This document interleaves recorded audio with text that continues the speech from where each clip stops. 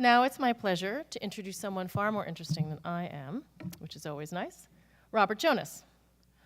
Robert Jonas is founder and director of the Empty Bell Interfaith Sanctuary. Trained as a psychotherapist, Dr. Jonas is now a retreat leader, video artist, musician, environmental activist, and author. He's also a biographer. He's board chair of the Kestrel Land Trust in Amherst, Massachusetts, and a student of Sui Zen. And here's the best part. He is also a student of the Japanese bamboo flute, shakuhachi, which is easier for me to say apparently than bamboo flute, as we will now hear. I'm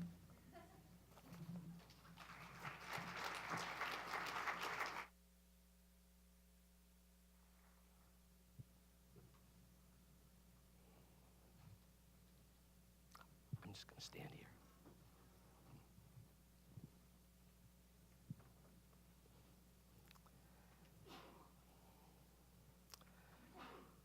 I want to introduce you to the bamboo flute called the shakuhachi from the Japanese Buddhist tradition. When Buddhist monks played this shakuhachi, their spiritual practice was called Ichian Jubutsu, to become Buddha in one sound. Now, for them, what that meant is not to become someone else, but to become who they really are, most fundamentally are. And I think there are some lessons that come from the tradition of the shakuhachi that we can all benefit from as we face into this climate emergency. So I want to share a few notes from the shakuhachi, from a 300-year-old piece called Kyorei, which means empty bell. And one thing to notice about what I will play for you is the silence between the notes.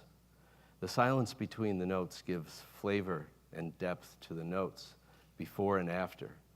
And somehow through our intuitive imaginary capacities, we put together a song.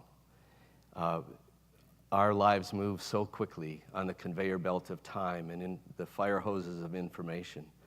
It is sort of like the notes on either side of the emptiness or the silence in the middle. The silence between the notes is a little bit like the silence between our thoughts. And we rarely have time to notice the silence between our thoughts, the change place between breathing in and breathing out. I think Mariko talked about our students as the future generation of doers and thinkers and makers, which they are. But they're also the future generation of beers, how to be. And very often we don't have time to simply be.